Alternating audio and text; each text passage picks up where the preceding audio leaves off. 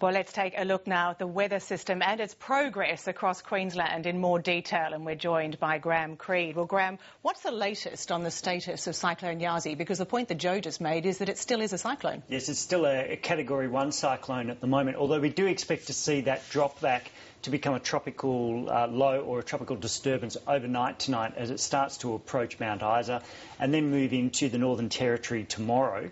Now, it's still producing fairly widespread rain. Recent falls around Mount Isa, only 7 millimetres there, but up to about 25 millimetres at Cloncurry. So I think that there'll be some very welcome rainfalls across those regions.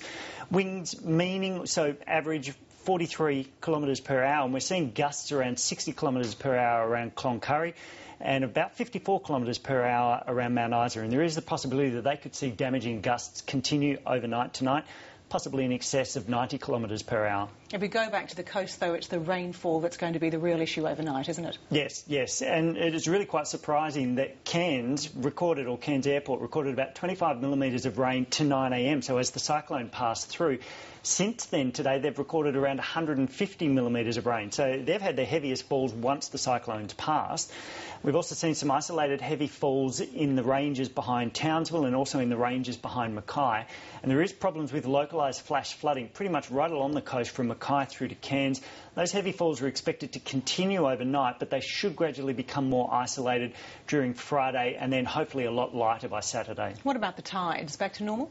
Yes, the tides are back to normal, so all the severe weather warnings for the higher than normal tides have now been dropped back. But it's interesting to note that looking at the tide gauges as the cyclone crossed over the coastal fringe, they were actually around about 4 metres above the normal level, or the predicted level at that point. So that storm surge was significant. Now, this rain, as it's moving inland, it's causing problems elsewhere. You mentioned some areas, but it's actually going as far as the Alice. Yes, the low pressure system will move into the Northern Territory tomorrow. By Friday night or early Saturday, it should be centred over the top of Alice Springs. Now, it's expected to produce falls of up to 100 millimetres on both Saturday and Sunday. So this is extremely heavy rainfall across the central parts of the Northern Territory and the Southern District. So a flood watch has been issued for the Northern Territory, also for South Australia, and even more surprising, Victoria. A trough and a cold front moving into that state will actually extend back and tap into some of the moisture that's sitting through Central Australia,